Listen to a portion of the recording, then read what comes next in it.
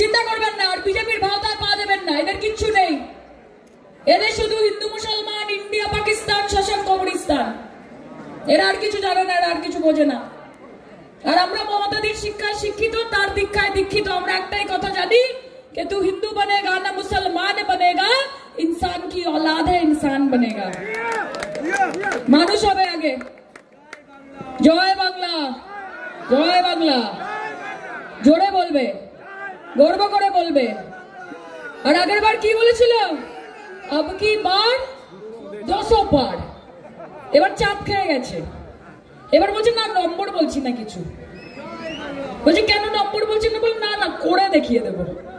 নম্বর বললে মুশকিল আছে। আগের বার বলেছিল अब की बार 200 पार। और আমি বলেছি कि इस बार उल्टी गिनती शुरू कर लीजिए। 63 জন এমএলএ আছে বিজেপির। এবার বাংলার মানুষ খেলবে, মমতা ব্যানার্জি খেলবে না, তৃণমূল কংগ্রেস খেলবে না, অভিষেক ব্যানার্জি খেলবে না, পশ্চিমবঙ্গ তৃণমূল যুব কংগ্রেস খেলবে না, ছাত্র পরিষদ খেলবে না, মাদার খেলবে না, এনটিটিউসি খেলবে না।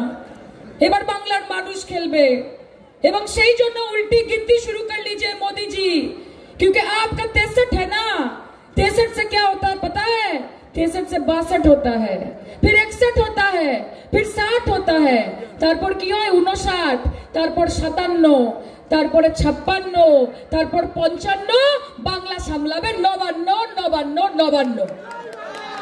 বাংলা সামলাবে 59। কাজে মা বোনেদেরকে বলবো যে মা, লড়াই করতে হবে।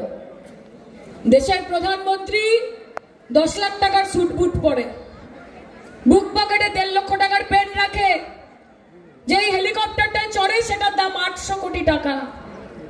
আর আমাদের দিদি একটা সাদা শাড়ি আর একটা হাওয়াই চটি পরে একটা টালির চালে থেকে দেশের মুখ্যমন্ত্রী, মহিলা মুখ্যমন্ত্রী।